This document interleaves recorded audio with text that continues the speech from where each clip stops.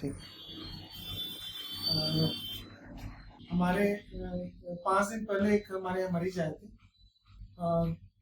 अचानक से एक दिन उनको तकलीफ हुआ, वो चलना फिरना थोड़ा सा उनको कमजोरी लगा हाथों में पैरों में, और अचानक से कैसी स्थिति हो गई कि उनको चलना फिरना मुश्किल हो गया। फिर वो हमारे हॉस्पिटल आए। तो आप शुरू से बता सकते हैं तकलीफ क्या हुई आपको?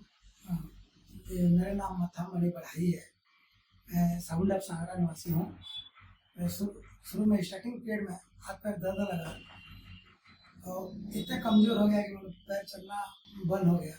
फिर तुरंत मतलब जगन्नाथ हॉस्पिटल से संपर्क किया, एमडी हरे कृष्ण प्रधान से, डॉक्टर हरे कृष्ण प्रधान से, और उनके सिस्टर में संपर्क किए और यहाँ आया।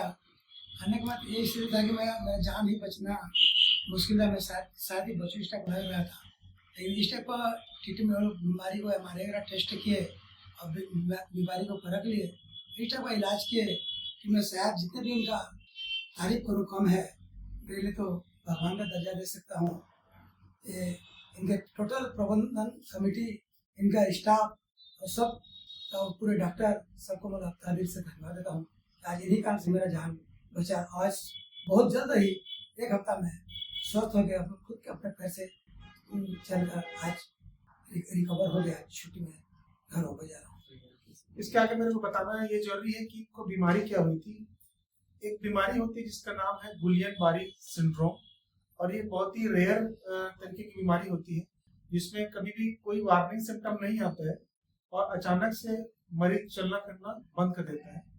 और इसमें जो दवाई, बहुत ही कॉस्टली दवाई आती है, उसको देने का जो विंडो पीरियड होता है मैक्सिमम 14 दिन होता है, और ये दवाई जितनी जल्दी दे सकें उसका असर उतना अच्छा होता है और मरीज के बीमारी की रिकवरी में फायदेमंद साबित होता है।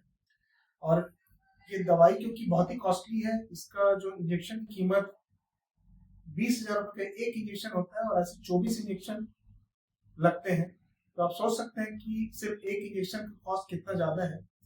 और चूंकि जब भी कोई मरीज आता है, हम इस टाइप का बीमारी को जब पकड़ते हैं और मरीज को बताते हैं कि आपको 20,000 का एक इंजेक्शन 24 लगने वाला है, तो शुरू में तो मरीज जो है वो भरोसा नहीं करता है, विश्वास नहीं करता है।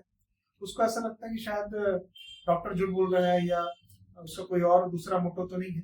लेकिन मैं मथा मणि जी को बधाई देना चाहता हूँ कि उन्होंने बिना झिझक, बिना समय गंवाए इस चीज को माना कि ठीक है आप इस दवाई को लगाइए, और हमने तुरंत रात में ही पहला डोज उनका अरेंज किया और विद इन 3 डेज आप बीमारी डिटेक्ट होने के हमने दवाई चालू कर लिया। और इसका नतीजा ये हुआ कि बीमारी आगे नहीं बढ़ी और बहुत जल्दी इनका पावर रिकवरी हुआ। कई बार मरीज में, ज्यादातर मरीजों में इसमें रिकवरी इसलिए नहीं होती है क्योंकि मरीज जो है वो या तो डायग्नोसिस समय पर नहीं बन पाता है या तो कन्विंस नहीं हो पाते हैं कि इस तरीके का महंगा इंजेक्शन उनकी बीमारी में मददगार साबित हो जाता है। कई बार ऐसा होता है कि मरीज के पास पैसा ही नहीं होता है, उसके कारण भी मरीज जो है वो इलाज कराने में असमर्थ हो जाते हैं।